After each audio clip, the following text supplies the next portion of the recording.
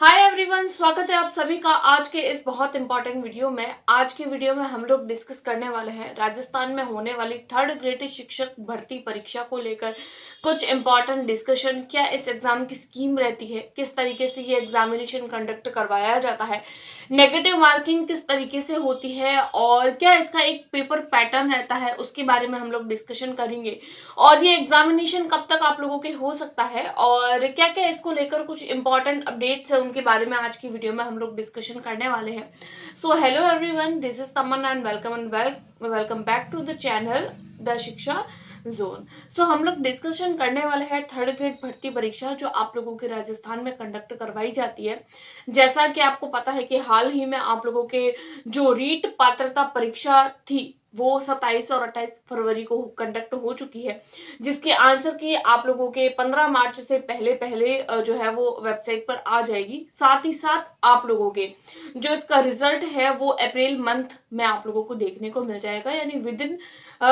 2 महीने के अंदर अंदर आप लोगों को इसका रिजल्ट देखने को मिल जाएगा। जब हम लोग एग्जामिनेशन देते हैं तो एक आइडिया, जनरल आइडिया हम लोगों को लग जाता है कि हमारा एग्जाम क्लियर होगा या नहीं होगा। यानी पात्रता परीक्षा, अगर एक पात्रता परीक्षा को दे देते हैं तो देने के बाद में हमारा मेन टारगेट यही रहता है कि हम लोग हमारी जो मेन रिक्रूटमेंट एग्जामिनेशन है उसको लेकर जो है वो तैयारी कर रहे हैं। तो किस तरीके से तैयारी कर सकते हैं, प्रॉपर स्ट्रेटेजी आज की वीडियो में हम लोग डिस्कशन करने वाले हैं। सो दैट अगर आप लोगों को वीडियो हेल्पफुल लगती है तो सब्सक्राइब कर सकते हैं और अपने दोस्तों के साथ में भी शेयर कर सकते हैं जो आने वाले अपकमिंग टीचिंग एग्जामिनेशन के लिए प्रिपेयर कर रहे हैं। तो स्टार्ट करते हैं। हम लोग बात कर रहे हैं थर्ड ग्रेड एग्जामिनेशन की, जिसमें अगर मैं बात करूं आप लोगों के इसमें किस तरीके से पेपर का पैटर्न रहता है, किस तरीके से क्वेश्चंस पूछे जाते हैं, उसके बारे में अगर मैं बात करूं तो सबसे पहले अगर मैं इस परीक्षा की बात करूं तो ये आप लोगों की पात्रता परीक्षा से थोड़ी सी भिन्न परीक्षा होती है। यानी पात्रता परीक्षा का जो पेपर होता है वो थोड़ा सा इजी आता है, उसमें नेगेटिव मार्किंग नहीं देखने को मिलती है।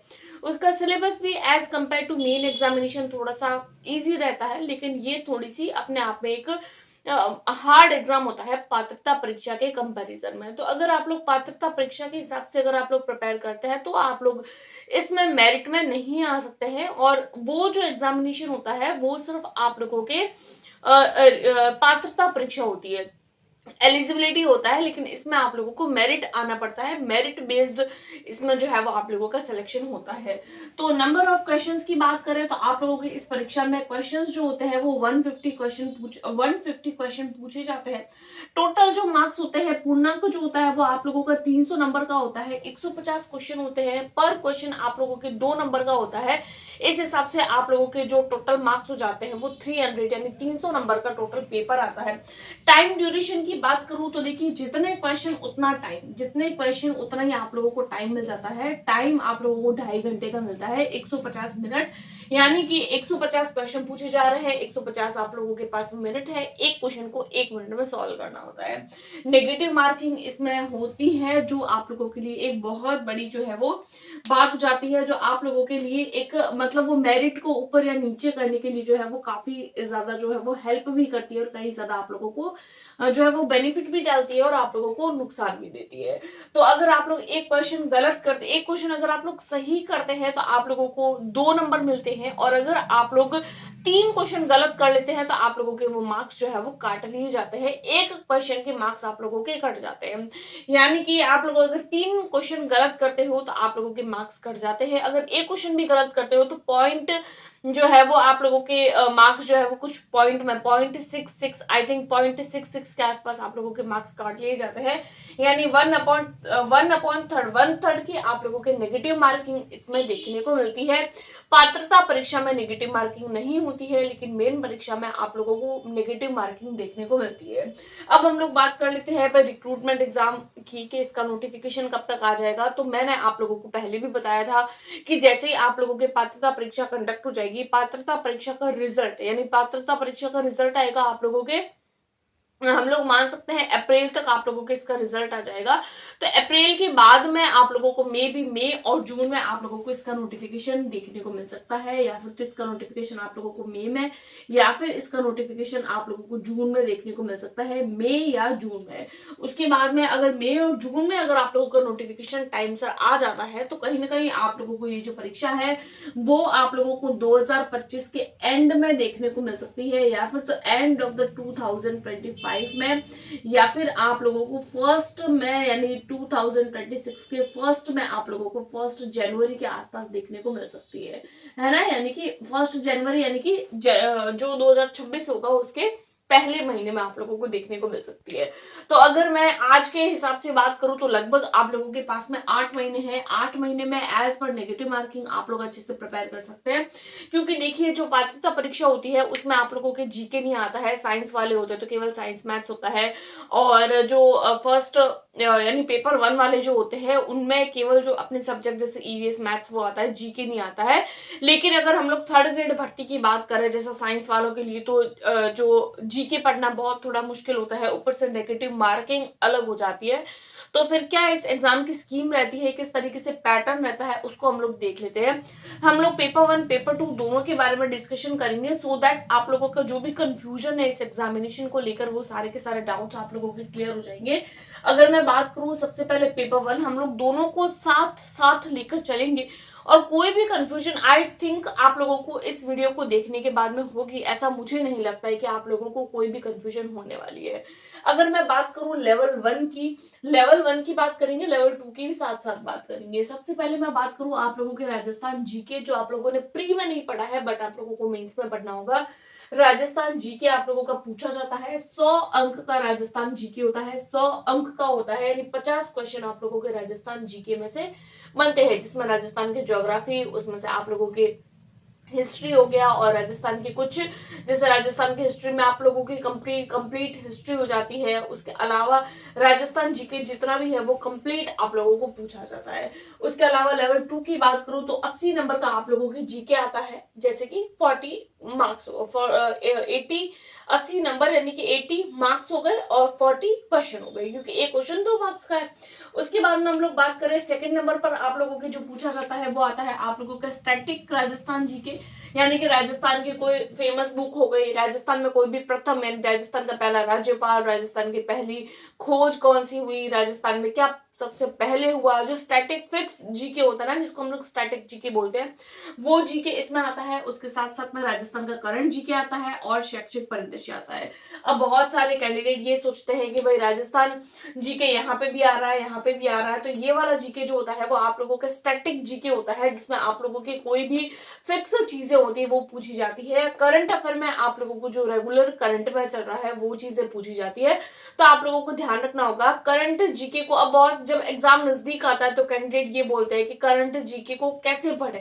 तो करंट जीके को आप लोग अभी से पढ़ना स्टार्ट कर लीजिए, क्योंकि इसकी अपनी कोई लिमिट नहीं होती है, ये अनलिमिटेड होता है। जब से स्टार्ट करो तब से ही करंट जीके शुरू हो जाता है। फिर आप एंड टाइम पे सोचेंगे कि भाई मैं दिसंबर महीने में जून महीने का पढ़ लूं, या जुलाई का पढ़ लूं, या अगस्त का पढ़ लूं, तो दिसंबर में आप लोगों को अगस्त या सितंबर का पढ़ने में इतना मजा भी नहीं आएगा और न ही आप लोगों को समझ आएगा। तो साथ साथ आप लोग अपने कंसेप्ट को क्लियर करते हुए चलिए, क्योंकि जो करंट जीके होता है वो साइंस मैथ्स वालों को सबसे ज्यादा नंबर कटवाने की कोशिश करता है। ये आप लोगों के 80 नंबर का आता है, और यहाँ पर ये आप लोगों के 50 मार्क्स का आता है लेवल 2 में। उसके बाद में मनोविज्ञान होता है, जिसको हम लोग सीडीपी के नाम से भी जानते हैं, सीडीपी यानी चाइल्ड डेवलपमेंट एंड पेडागोजी के नाम से। ये भी लेवल 1 में आप लोगों के 20 नंबर का आता है, और लेवल 2 में आप लोगों के 20 मार्क्स का आता है। साइकोलॉजी जो होता है वो आप लोगों के प्री में काफी जो है वो एक बड़ा रोल प्ले करता है, लेकिन मेंस एग्जामिनेशन में एक तो आप लोगों का सब्जेक्ट और सेकंड आप लोगों के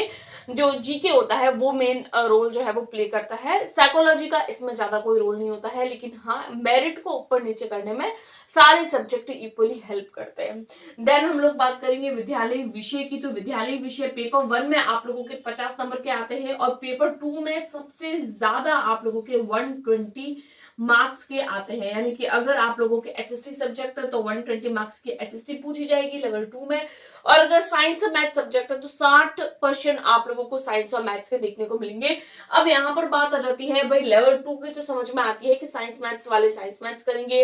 एसएसटी वाले एसएसटी करेंगे, लेकिन पेपर 1 वालों के लिए क्या आएगी, तो पेपर 1 वालों के लिए कॉमन वही हिंदी, इंग्लिश, ईवीएस, तो जीके, एसएसटी वगैरह जो होती है, जो आप लोगों के स्कूल के सब्जेक्ट्स होते हैं 3rd to 5th क्लास के, वो आप लोगों के सब्जेक्ट्स पूछे जाते हैं। उसके बाद में जो सब्जेक्ट आप लोगों का है उसकी ही शिक्षण विधियां, यानी कि पेपर 1 वालों के लिए पेपर 1 की शिक्षण विधियां, पेपर 2 वालों के लिए एसएसटी वालों के एसएसटी की शिक्षण विधि, और साइंस मैथ्स वालों के साइंस मैथ्स की शिक्षण विधियां, जिसको हम लोग पेडागोजी बोलते हैं,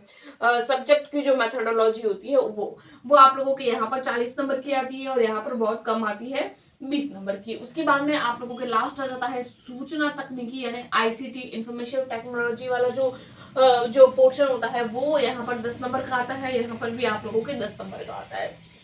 अब मेन मुद्दा ये होता है, ये तो हो जाता है आप लोगों के पेपर पैटर्न। आई होप आप लोगों को समझ में आ गया होगा। अब हम लोग बात करते हैं कि भाई इन सब के लिए प्रिपेयर कैसे करें। अगर मैं मेरी बात करूं तो मैं स्पेसिफिक आप लोगों को पेपर 2 के लिए मेरे चैनल पर प्रिपेयर करवाती हूँ, आप लोगों के पेपर 2 के लिए हेल्प करती हूँ। मैंने प्री में भी आप लोगों के साथ में साइंस सब्जेक्ट को डिस्कस किया था, इस बार फिर से हम लोग मेंस के लिए जो है वो आप लोगों के साथ में डिस्कशन करने वाले हैं पेपर 2 को लेकर, और क्या एक प्रॉपर स्ट्रेटजी हो सकती है उसको लेकर हम लोग आज की वीडियो में आप लोगों के साथ में पेपर 2 के लेकर, पेपर 2 हो चाहे पेपर 1 हो, दोनों को लेकर मैं आप लोगों के साथ में डिटेल में डिस्कशन करूंगी कि किस तरीके से आप लोग प्रिपेयर कर सकते हैं। तो देखिए, अगर मैं प्री की बात करूं तो प्री में आप लोगों को हमेशा बोला जाता है कि अगर आप लोग पेपर 1 दे रहे हैं तो 1 to 8 की आप लोगों को एनसीईआरटी पढ़नी होगी, और अगर आप लोग पेपर 2 दे रहे हैं तो आप लोगों को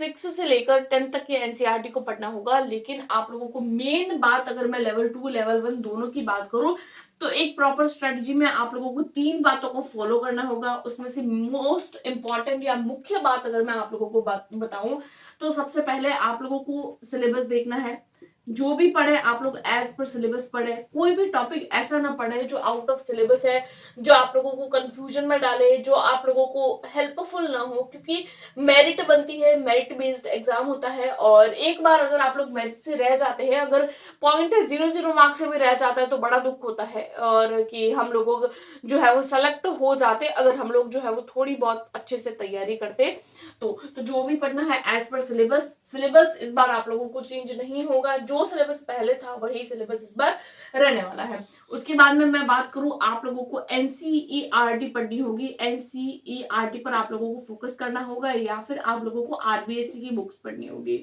अब एनसीईआरटी और आरबीएससी में आप लोगों को, अगर आप लोग लेवल 1 का पेपर दे रहे हैं तो आप लोगों को फर्स्ट से लेकर आप लोगों को 8th तक के एनसीईआरटी को फोकस करना होगा, और अगर आप लोग लेवल 2 का एग्जामिनेशन दे रहे हैं तो आप लोगों को वैसे तो 6 to